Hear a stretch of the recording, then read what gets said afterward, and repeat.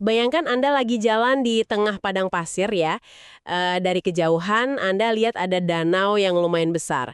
Airnya kelihatan melimpah, mantul-mantulin cahaya matahari, kelihatan nyata banget lah pokoknya. Kayak Fata Morgana gitu ya. Nah, iya persis. Begitu Anda jalan mendekat nih, terus nyoba nyentuh permukaannya, ternyata nggak ada air sama sekali. Itu murni ilusi optik. Sesuatu yang dari jauh kelihatan masif banget, tapi pas dicek fisiknya, wujudnya tuh nggak pernah ada. Dan ilusi optik finansial yang kayak begini nih, yang sekarang lagi jadi pusat perdebatan di sebuah kasus hukum yang nilainya triliunan rupiah. Betul sekali.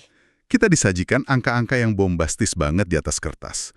Tapi pas wujud aslinya ditelusuri, substansinya tuh jadi, ya, buram banget. Makanya, di penelusuran mendalam kita hari ini, kita bakal membedah sebuah tumpukan dokumen persidangan. Ini terkait kasus pengadaan digitalisasi pendidikan, spesifiknya tuh pengadaan Chromebook yang nyeret nama seorang mantan Menteri Pendidikan. Fokus utama kita ada di mana nih hari ini?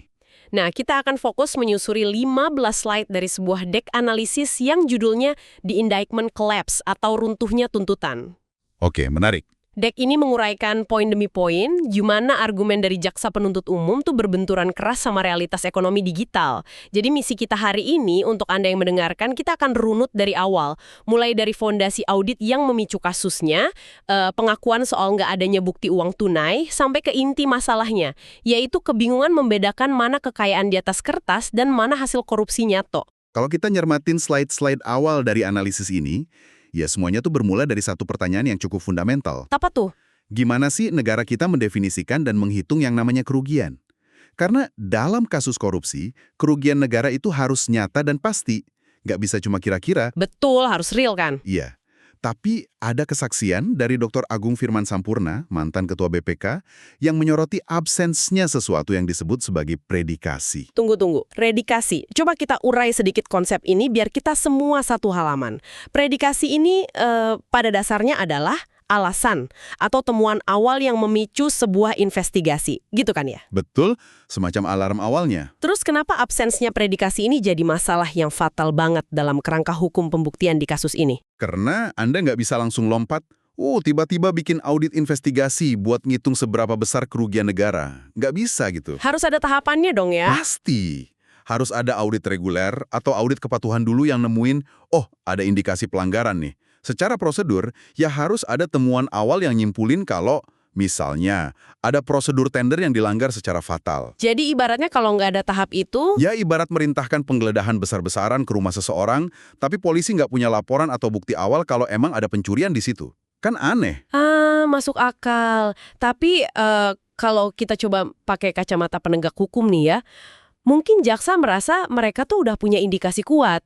Makanya mereka langsung aja tugasin BPKP selaku auditor internal pemerintah buat ngitung ruginya. Memang itu yang terjadi. Nah, yang jadi pertanyaan, kenapa pihak pembelaan tuh mempermasalahkan siapa yang menghitung? Toh, ya dua-duanya kan sama-sama instansi negara. Disinilah letak sengketa kewenangan konstitusionalnya.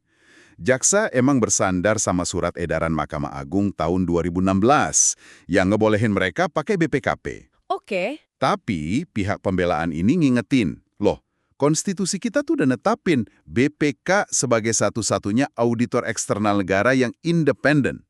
Dan yang bikin geleng-geleng kepala dari dokumen ini, BPK tuh diaudit kinerja mereka sebelumnya, justru nggak nemuin adanya kemahalan harga yang signifikan. Wow. BPK bilang nggak ada kemahalan yang masif. Iya, nggak ada indikasi persekongkolan harga dalam pengadaan Chromebook ini menurut BPK. Nah, ini nih titik gesekannya. Auditor independen bilang nggak ada kemahalan harga, tapi jaksa malah milih pakai auditor internal yang bikin laporan biar sejalan sama teori tuntutan mereka. Tepat sekali. Dan yang lebih mengundang pertanyaan lagi tuh metodologinya. Metodologi ngitung ruginya. Iya. Dokumen ini nyatat kalau BPKP pakai pendekatan yang namanya total loss atau rugi total. Tunggu, rugi total. Kenapa bisa gitu? Alasannya, karena Chromebook yang udah dibeli ini katanya jarang dipakai. Kan tingkat utilisasi internet di daerah 3T, tertinggal, terdepan, terluar, itu masih sangat rendah. Oke, bentar. Saya mau coba semacam stillman argumen jaksanya nih, biar adil ya. Boleh, silakan. Kalau saya posisinya sebagai pembayar pajak, terus saya lihat uang triliunan dipakai buat beli ribuan laptop, Tapi laptop-laptop itu ujung-ujungnya cuma duduk berdebu di dalam kardus di sekolah terpencil gara-gara emang nggak ada sinyal internet di sana. Bukankah wajar kalau itu dianggap sebagai kerugian total? Maksud saya, uangnya udah keluar triliunan, tapi manfaatnya buat siswa tuh nol besar. Kenapa pendekatan total loss ini dianggap salah kaprah sama pihak pembelaan? Karena kita harus bisa misahin mana yang namanya kegagalan implementasi kebijakan dan mana yang murni tindak pidana korupsi. Oke, batasannya di mana tuh? Konsep total loss dalam audit investigasi itu biasanya dipakai kalau anggaran negara udah dicairin, tapi barangnya tuh fiktif. Oh, alias barangnya nggak ada wujudnya sama sekali. Nah, itu dia. Nggak dikerjain.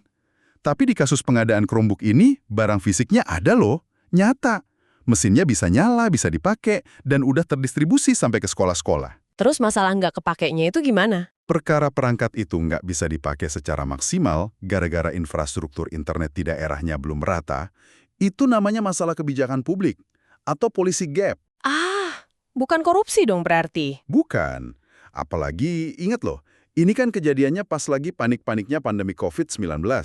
Semua sekolah dipaksa tutup, digitalisasi pendidikan dipaksa harus langsung jalan saat itu juga. Jadi maksudnya, ketidaksiapan ekosistem internet di lapangan itu nggak bisa serta-merta diterjemahin sebagai niat jahat buat ngerampok uang negara? Sama sekali nggak bisa. Secara hukum pidana, harus ada yang namanya mens rea atau niat jahat. Kegagalan ngerencanain infrastruktur antar kementerian, Kayak Kominfo yang bangun BTS, tapi Kementerian Pendidikan yang ngasih laptopnya gitu ya? betul, itu namanya inefisiensi birokrasi. Mengasumsikan inefisiensi itu sebagai konspirasi pidana di mana nilai barang yang udah jelas dibeli dan berfungsi itu tiba-tiba dianggap Rp0, itu lompatan metodologi yang ekstrim banget. Gila ya. Ini tuh ibarat departemen di kantor Anda beli armada mobil operasional. Kondisinya bagus, mesin mulus. Tapi ternyata jalan raya menuju kantor cabang tuh hancur total habis kena badai.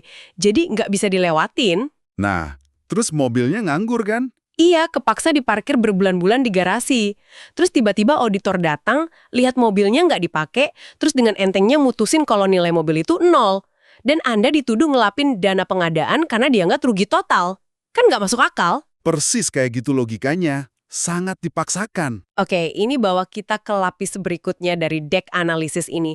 Kalau fondasi audit kerugian negaranya aja udah serapuh ini dan gampang banget dipatahin, kita pasti mikir dong, jaksa tuh setidaknya nyimpen kartu as.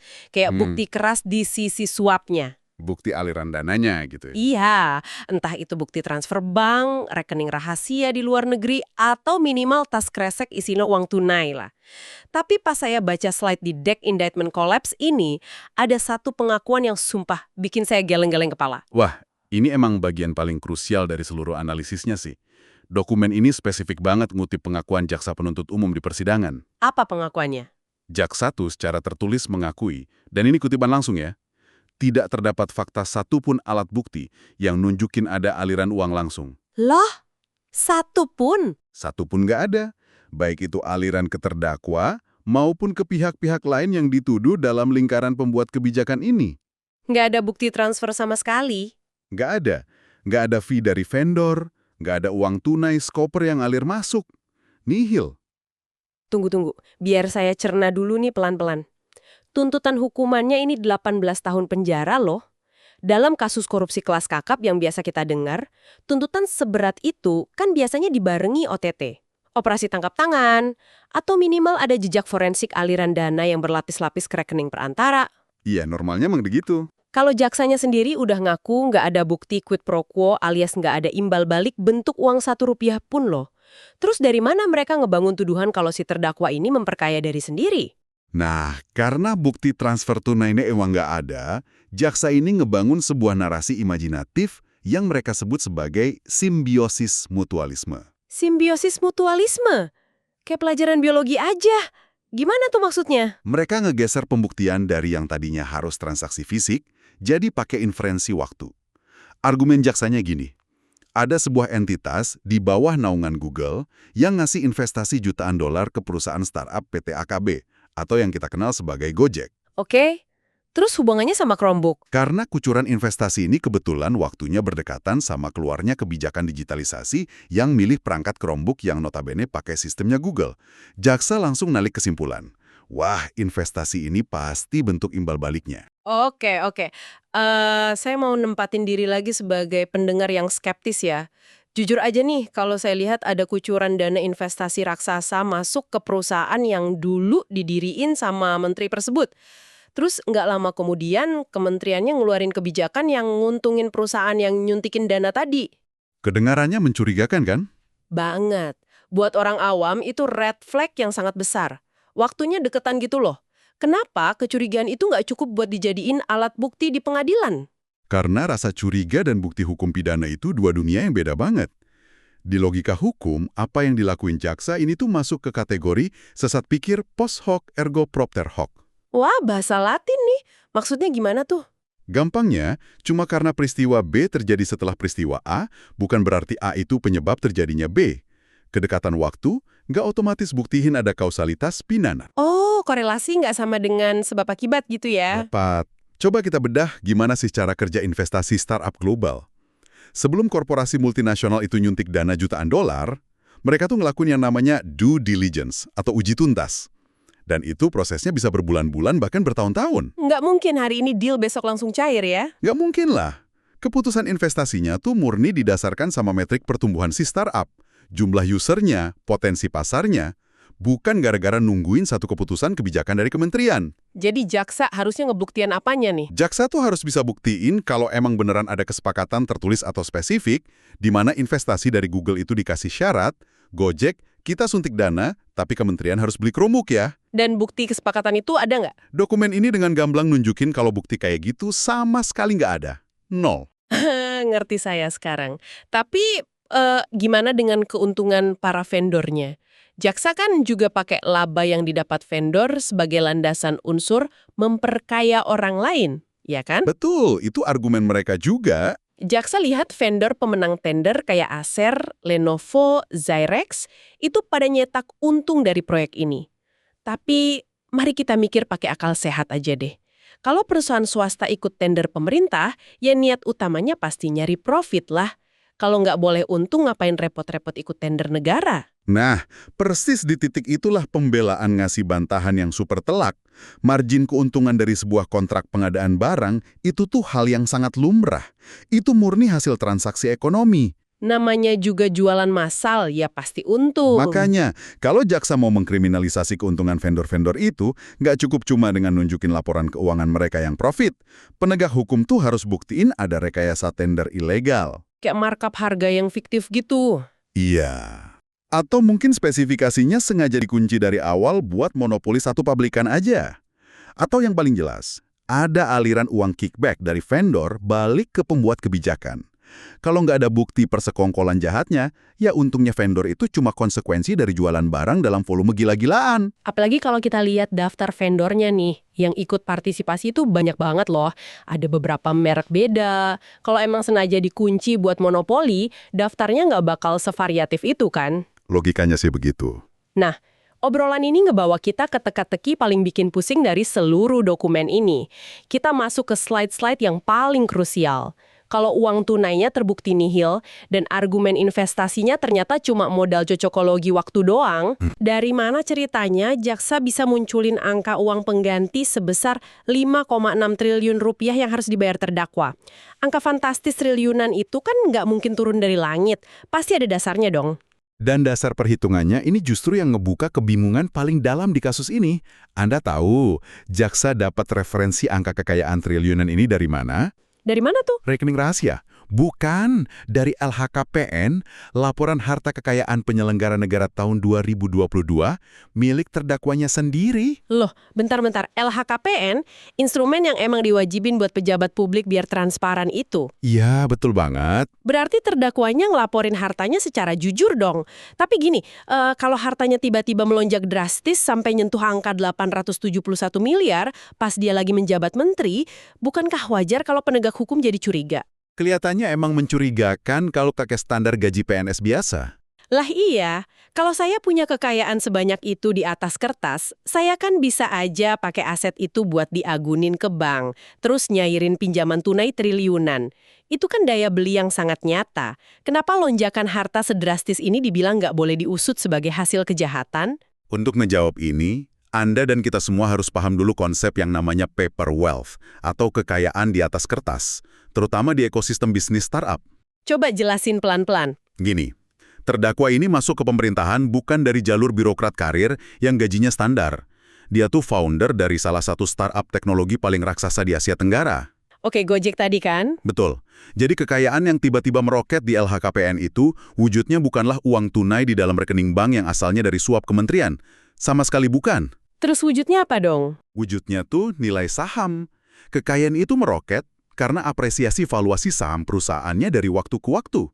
Ada proses pendanaan lanjutan dari modal Ventura Global. Ada aksi korporasi kayak stock split atau pemecahan lembar saham. Oh, jadi nilainya yang naik. Iya, jadi pas sebuah startup itu dapat valuasi yang makin tinggi dari investor, karena mereka ekspektasi pasarnya bakal gede, otomatis nilai saham yang dipegang si founder ini ikut naik berkali-kali lipat. Walaupun nggak ada uang tunai yang masuk ke dompet dia secara fisik. Persis, valuasinya terbang, hartanya di LHKPN kelihatan meroket tajam, padahal nggak ada selembar uang 100 ribuan pun yang real masuk ke kantong pribadinya pas valuasi itu dihitung. Itu namanya paper wealth. Ini pasti sama kayak analogi Fata Morgana yang saya omongin di awal tadi. Ini tuh kayak, bayangin Anda beli rumah di desa yang sepi, harganya cuma 100 juta, 10 tahun kemudian pemerintah ngebangun jalan tol, stasiun MRT, sama mall raksasa, persis di sebelah rumah Anda. Wah, harga tanahnya pasti gila-gilaan tuh. Betul, nilai pasar rumah Anda tiba-tiba melompat jadi 10 miliar. Terus ada jaksa datang, rumah Anda disita, dan Anda dituntut bayar uang pengganti miliaran rupiah atas dasar korupsi. Cuma karena nilai aset Anda kebetulan naik pas Anda lagi ngejabat jadi kepala desa. Padahal uangnya kan nggak ada. Ya nggak ada, uang 10 miliar itu kan nempel di batu batanya si rumah, wujudnya nilai properti, bukan tumpukan duit tunai di ruang tamu Anda. Anda bahkan mungkin bulan itu lagi pusing nggak punya duit buat bayar tagihan listrik. Nah, pemahaman bedain antara kapitalisasi pasar atau ekuitas ini dengan likuiditas uang tunai yang bisa dibelanjain, itu tuh hal yang krusial banget. Dan kelihatannya jaksa penuntut umum gagal metain konsep ini. Berarti mereka masih mikir pakai kacamata bisnis konvensional ya? Sangat konvensional. Di slide analisis ini disorotin banget tuh. Jaksa tuh bingung, ini perusahaan ruginya triliunan tiap tahun operasionalnya. Kok foundernya malah makin kaya hartanya? Pasti ini pencucian uang, pasti ini fraud. Padahal perusahaannya emang lagi bakar uang, burn rate gitu. Iya, di dunia teknologi global, strategi bakar uang buat akuisisi pengguna itu mekanika yang sangat standar. Lihat aja Amazon, Uber, atau Spotify. Mereka tuh beroperasi dengan kerugian masif bertahun-tahun demi nguasain pasar. Dan foundernya tetap jadi miliarder kan? Pasti! Karena selama masa rugi itu, investor tuh percaya sama visi jangka panjangnya. Jadi valuasi sahamnya terus naik nembus miliaran dolar, foundernya jadi miliarder di atas kertas. Dan itu semua legal, sah secara hukum. Bukan hasil nyolong duit negara ya? Sama sekali bukan. Apresiasi saham kayak gitu tuh diumumin terbuka, dicatat notaris, diaudit sama kantor akuntan publik kelas dunia, dan yang paling penting, pajaknya dilaporin. Tapi kok bisa-bisanya jaksa masukin itu sebagai uang korupsi? Itu dia. Ngambil fenomena kenaikan valuasi saham di pasar bebas, terus dipaksain masuk ke definisi aliran dana korupsi pengadaan hardware pemerintah. Itu tuh lompatan logika yang dipaksakan sampai batas maksimal. Gila sih ini. Bahkan lebih bahaya lagi, slide ini nunjukin kalau manuver jaksa ini melahirkan sebuah preseden yang mengerikan. Pembalikan beban pembuktian yang super agresif. Tunggu, pembalikan beban pembuktian? Maksudnya, gara-gara terdakwa punya harta triliunan yang kelihatannya nggak masuk akal buat ukuran gaji seorang menteri, jadi dia sendiri yang harus repot-repot membuktiin kalau hartanya bersih. Sayangnya iya. Begitu narasinya. Loh, kan tugasnya jaksa buat ngebuktiin orang salah. Harusnya begitu. Alih-alih jaksanya yang kerja keras nelusurin jejak forensik buat buktiin ada aliran duit ilegal dari vendor Chromebook, mereka malah pakai data LHKPN itu sebagai palu godam. Mereka kayak bilang, harta Anda triliunan nih. Ayo, buktikan ke kami kalau ini bukan dari korupsi. Kalau Anda gagal meyakinin kami, ya udah, ini sah kami anggap sebagai hasil kejahatan. Itu mah nuduh seenaknya terus lepas tangan. Betul. Ini yang dihukum disebut reverse burden, menggeser kewajiban pembuktian ke pihak yang lagi dituduh. Ini udah nabrak lurus asas praduga tak bersalah yang jadi fondasi hukum kita loh. Wow, oke. Kalau kita coba mundur selangkah ya, terus kita lihat pola dari keseluruhan 15 slide analisis ini secara berurutan, semuanya tuh ternyata ngebentuk satu narasi utuh tentang runtuhnya argumen jaksa penuntut umum. Mulai kelihatan benang merahnya ya. Jelas banget. Kita mulai dari awal tadi, nggak ada predikasi audit. Terus kebingungan si auditor yang maksa pakai metode rugi total cuma gara-gara masalah internet lemot di daerah. Ditambah pengakuan eksplisit dari mereka sendiri. Iya, jaksa ngaku di persidangan kalau jejak transfer uang tunai sama sekali nggak ada, nol. Dan puncaknya, yang paling bikin mind-blowing adalah pas mereka nafsirin paper wealth dari valuasi sebuah startup raksasa sebagai hasil rampokan uang negara. Ini tuh emang bukan lagi sekedar perdebatan legal biasa sih. Terus apa dong? Ini udah masuk ke ranah benturan budaya. Benturan antara sistem penegakan hukum kita yang nampaknya masih pakai logika abad ke-20, disuruh berhadapan langsung sama kompleksitas struktur ekonomi digital dan startup abad ke-21. Nggak nyambung jadinya. Dan Dekdok ini tuh dengan eksplisit ngerangkum bahaya dari presiden kayak gini ya. Apa yang kita lihat ini potensinya ngeri banget. Ini bisa jadi kriminalisasi terhadap inovasi, kebijakan publik, dan hasil usaha ekonomi yang 100% legal. Betul. Harusnya kan ranah evaluasinya beda. Maksudnya? Kalau emang ada implementasi kebijakan yang mandek di lapangan gara-gara infrastrukturnya belum siap, apalagi di situasi krisis darurat kayak pandemi, ya domain evaluasinya itu sanksi administratif, politik, atau audit kinerja buat perbaikan ke depannya. Bukan malah dipenjara belasan tahun. Tepat, mengubah inefisiensi birokrasi jadi dakwaan pidana korupsi bernilai triliunan, cuma bermodal asumsi waktunya berdekatan nih, itu benar-benar sebuah kemunduran tata kelola. Makanya, prinsip indubio pro reo itu disorot sebagai pilar terakhir di analisis ini. Indubio pro reo. Buat Anda yang belum familiar, ini artinya kalau ada keraguan, berikan keuntungan dari keraguan itu kepada sang terdakwa. Gitu kan ya? Betul sekali. Asas keraguan yang memihak terdakwa. Secara mekanis nih di dunia nyata, gimana asas hukum ini harusnya bekerja dalam kasus yang isinya cuma inferensi dan asumsi kayak gini? Secara aturan main, hukum pidana tuh nuntut pembuktian yang harus terang benderang, beyond reasonable doubt. Nggak boleh ada keraguan yang tersisa. Nah, pas kerangka sebuah tuntutan itu isinya didominasi asumsi, spekulasi ngawur soal total loss, nggak paham baca metrik saham, dan bahkan jaksanya gagal ngebuktiin ada uang suap yang ngalir, Berarti keraguannya gede amat dong. sangat kentara.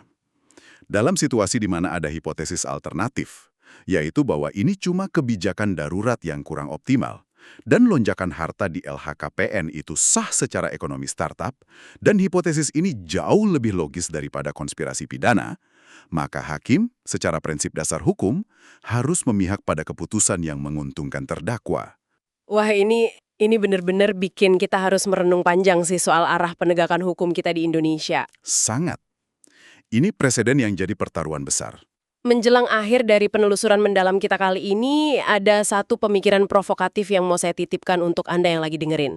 Sesuatu yang dampaknya tuh jauh melampaui nasib satu orang mantan menteri di kursi pesakitan. Silakan. Coba pikirin ini. Kalau kita biarin sistem peradilan kita menyita paper wealth, kekayaan di atas kertas yang dilaporkan secara transparan, seolah-olah itu adalah tumpukan uang suap di dalam koper hitam. Kalau kita izinin ketidaksiapan sinyal internet di daerah pedalaman dipakai sebagai pembenaran untuk memenjarakan seorang pembuat kebijakan selama 18 tahun tanpa ada satu bukti pun uang tunai yang mengalir. Lalu siapa yang tersisa? Nah, siapa yang mau? Tokoh profesional, inovator, atau founder startup sukses mana di masa depan yang masih punya keberanian atau minimal kewarasan untuk mau ninggalin perusahaannya demi mengabdi masuk ke dalam pemerintahan? Nggak bakal ada yang berani ambil risiko itu. Betul. Kalau berani ngambil keputusan diskresi yang sujit di masa krisis darurat, malah bisa dengan gampang disulap jadi tuduhan korupsi triliunan rupiah cuma pakai cocokologi waktu. Maka besok-besok kementerian kita cuma bakal diisi sama birokrat yang kerjanya main aman, nggak berani ambil keputusan, dan alergi sama inovasi. Dan yang rugi pada akhirnya ya masyarakat sendiri. Persis. Sesuatu yang sangat krusial untuk Anda pikirkan.